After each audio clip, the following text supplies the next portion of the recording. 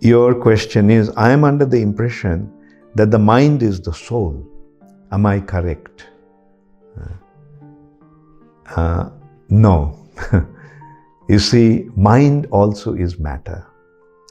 This material nature comprised of 8 elements, according to the Vedic understanding, which is the real understanding.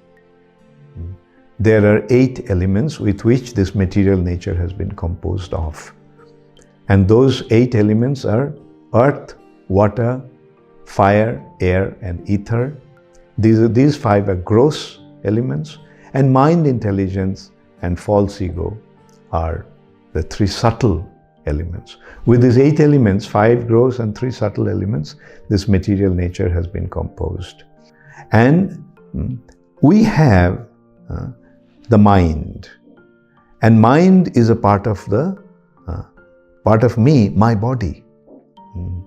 I have 2 bodies. One is gross body and the subtle body. All of us have these 2 bodies. The gross body is made of 5 gross elements: earth, water, fire, air, and ether. In Sanskrit, they are called Bhumi, Apo, Analo, Vayu, and Khang. And then I have a subtle body made of mind, intelligence, and false ego. The mind is a subtle body. Mind is an element, material element, subtle material element. And it is through the mind that the consciousness is coming into this body or be projected into the body. And then the consciousness is spreading through the nervous system. So mind is considered to be one of the senses. We have the 5 external senses and 1 internal sense: Antarendriya and Bahirendriya.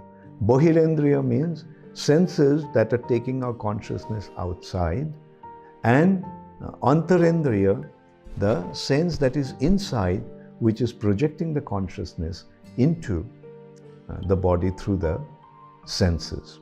So mind is the internal sense. It is a subtle element through which the consciousness is being projected into the material nature, towards the material nature through the body. So beyond that is the soul. The consciousness is coming from the soul and is being projected through the mind. Therefore, sometimes we may tend to think that the consciousness is coming from mind. No, consciousness is not coming from the mind. Mind is the medium through which the consciousness is being projected. But the soul is the source of consciousness. So that's the difference between the mind and the soul.